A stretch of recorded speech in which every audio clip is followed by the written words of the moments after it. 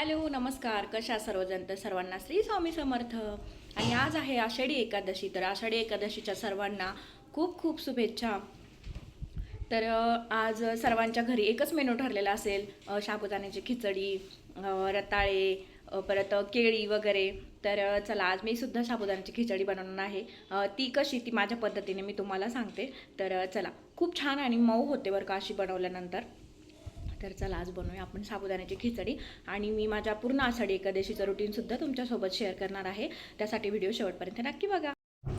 तर सगळ्यात अगोदर तुळशीची पूजा करून घेतली, पाणी वगैरे घालून घेतलं, कारण दररोज मी असंच करते बरं का माझ्या दिवसाची सुरुवात. आणि त्यानंतर पोर्च वगैरे स्वच्छ करून घेतला, कारण त्यानंतर हळदीचं लेपनसुद्धा करायचं होतं. कारण हळदीचं लेपन जर नाही ना केलं तर सण असल्यासारखंच वाटत नाही बरं का. एक वेगळीच पॉझिटिव्हिटी, एक वेगळीच ऊर्जा आपल्यामध्ये येते बरं का. ती खूप छान वाटतं त्या हळदीचं लेपन वगैरे केल्यानंतर. आणि खरोखर असं वाटतं की हां, आज आहे आपल्याकडे सण किंवा काहीतरी स्पेशल. तर छानपैकी हळदीचं लेपन करून घेतलं. थोडंसं घट्ट झालं होतं बरं का ते माझ्याकडून. त्यानंतर थोडंसं पातळ करून मग मी खाली व्यवस्थित पसरून घेतलं ते. कारण घट्ट झालं ना मग त्याचे असे पापुडे निघतात बरं का वाळल्यानंतर. आणि पातळ करून छानपैकी करून घेतलं ना मग छान 2-3 दिवस राहतं ते. हळदीचं लेपन वगैरे वाळू तोपर्यंत म्हटलं बाकीचे कामं करून घ्यावे. तर आता नागवेलीचे पानं आपले खराब झाले होते बरं का उन्हाळ्यामध्ये. आता खूप छान पुन्हा एकदा नवीन पानं आले त्याला. तर खूप सारे फुलं निघले होते आज. तर अगोदर देवपूजा वगैरे करून घेतली. म्हटलं ते लेपन वाळेपर्यंत आपली देवपूजासुद्धा होईल. आणि देवपूजा कशी सकाळ सकाळ केली तरच खूप छान वाटतं.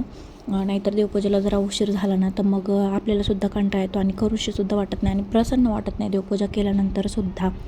आणि त्यानंतर रांगोळी शूट काढायला घ्यायला तर मोबाईलला चार्जिंगच नव्हती, मी पाहिलंच नाही मोबाईल. तर काढून झाल्याच्यानंतर मी शूट घेतलं. तर जमली एक मला रांगोळी. आणि मेन म्हणजे काय झालं, मी रांगोळी काढायला बसल्यावर मला आठवलं, अरे काळा कलरचा संपला आहे आपला. तर मी ब्राऊन आणि थोडासा जांभळा मिक्स करून आपलं काहीतरी जुगाड करून घेतलं. तर रांगोळी वगैरे काढून झाली आणि त्यानंतर घरामध्ये आले. खूप जास्त भूक लागली होती. एवढं सगळं करेपर्यंत मला 12 वाजले होते.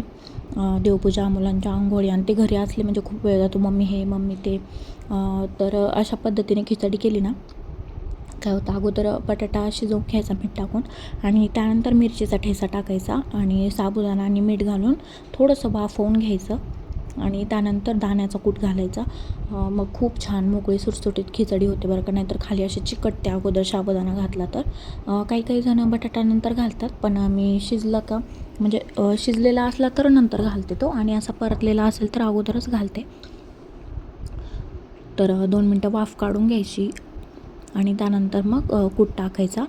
खूप छान आणि चवेला पण खूप छान होते आणि तो साबुदाणासुद्धा फुलतो.